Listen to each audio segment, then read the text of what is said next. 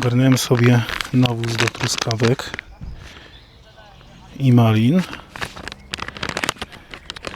Z racji, że nie były jeszcze nawożone, a większość zaczyna dopiero owocować.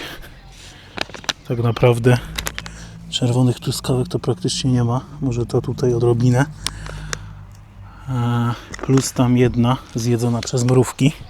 Ale tą mrówkami jutro rano się będę zajmował. No, cała w mrówkach jest. To podleję sobie dzisiaj tym nawozem. Rano dam cynamonu i trochę je wodą podleję. Łyżeczka na 5 litrów, czyli 2 łyżeczki na 10 litrów. No i zobaczymy, co to warte jest.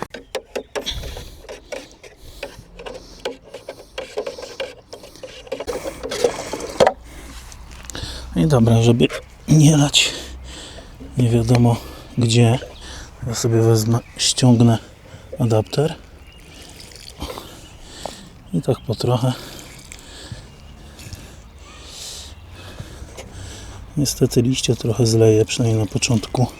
Faktycznie ten lejek w truskawkach się przydaje, w sensie zrobienie trochę lejka, sadząc je nieco głębiej. No dzięki temu teraz nie wlewam na boki większości. Ten nawóz trafia tam, gdzie powinien.